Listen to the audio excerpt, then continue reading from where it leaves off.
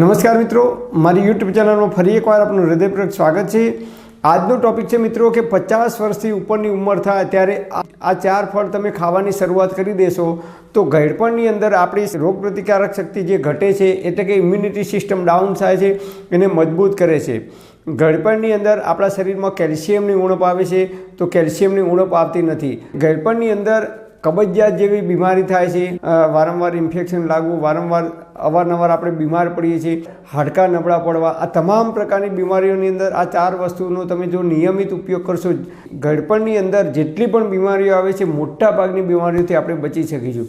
તો કઈ કઈ આ વસ્તુઓ છે? તો નંબર 1 દ્રાક્ષ, જેને આપણે કિસમિસ પણ કહીએ છીએ। તો લીલી દ્રાક્ષ અથવા સૂકી દ્રાક્ષ, જો ઉનાળાની સિઝન હોય તો લીલી દ્રાક્ષ પણ તમે ખાઈ શકો છો, પણ દ્રાક્ષ ખાતી વખતે એક ધ્યાન રાખવાનું, ઉનાળામાં તમે લીલી દ્રાક્ષ ખાઓ ત્યારે ફ્રીજમાં મૂકેલી આપણે ઠંડી ખાવાની નથી।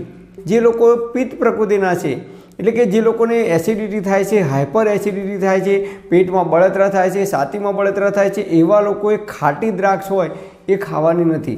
મીઠી દ્રાક્ષ આવે છે એટલે કે જે ગળપણવાળી દ્રાક્ષ આવે છે એવી દ્રાક્ષ ખાઈ શકે છે। અને જે લોકોને કફ પ્રકૃતિ છે, વારંવાર કફ થઈ જાય છે, એવા લોકોએ મીઠી એટલે કે ગળી દ્રાક્ષ ખાવાની નથી, નહીં તો તમને કફમાં વધારો થઈ શકે છે, કફ થઈ શકે છે। તો ગળી દ્રાક્ષ તમે જો ખાશો તો એ કફ વધારનારી છે, અને ખાટી દ્રાક્ષ ખાશો તો એ પિત્ત વધારનારી છે।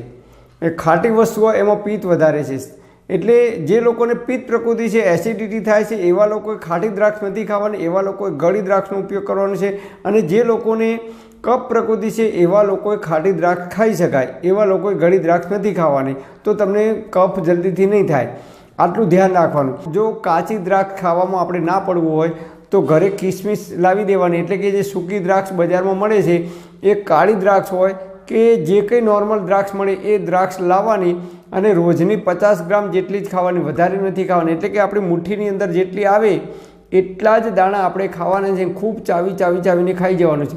તો દ્રાક્ષ તમે જો નિયમિત ખાવાનું રાખશો તો શરીરની અંદર કેલ્શિયમની ઉણપ નહીં આવે, હાડકામાં જે કમજોરી આવે છે કમજોરી નહીં આવે, હાડકાં મજબૂત થશે, ઇમ્યુનિટી સિસ્ટમને મજબૂત કરે છે। હવે નંબર 2 સફરજન ખાવાનું, રોજ એક નાનું સફરજન દિવસમાં ખાઈ જવાનું 50ની ઉંમર થાય પછી। તો સફરજન શું કામ કરે છે? તો સફરજનની અંદર ફાઇબર ભરપૂર પ્રમાણમાં છે। તો ફાઇબર શું કામ કરે છે?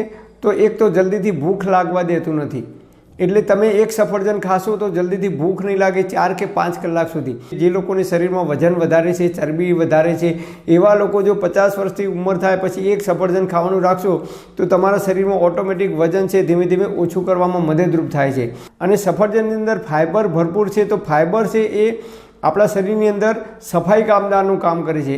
ફાઇબર છે એ આપણા આંતરડાની અંદર જે કંઈ ગંદકી જામી ગઈ હોય એ ગંદકીને દૂર કરવામાં અદ્ભુત પરિણામ આપે છે। નંબર 3 પપૈયું ખાવાનું, તો ક્યારેક તમે અઠવાડિયામાં 1 વખત કે 2 વખત જ્યારે પણ અનુકૂળતા આવે, મેટાબોલિઝમ સિસ્ટમને અપ કરે છે, રોગ પ્રતિકારક શક્તિને મજબૂત કરે છે, અને એ ખૂબ ઝડપથી પાચન થાય છે।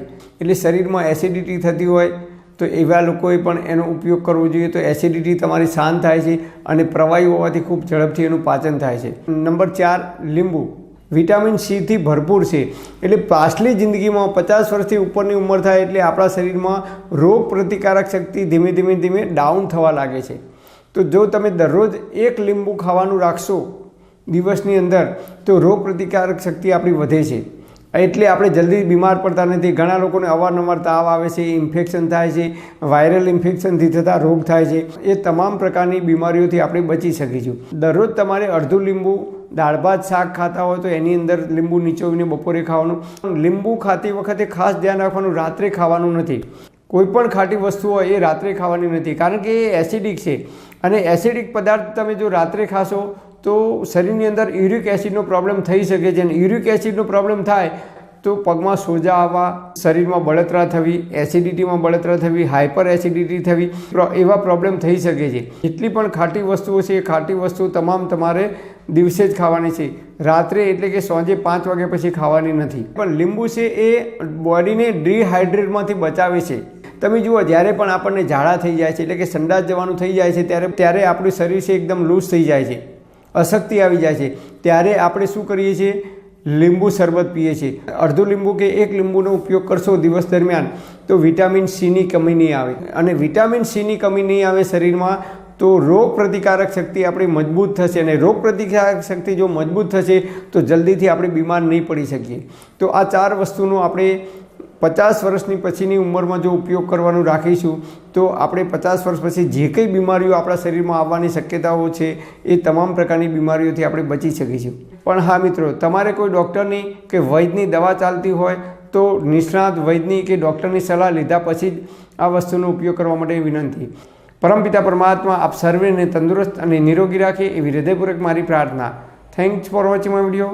Thank you.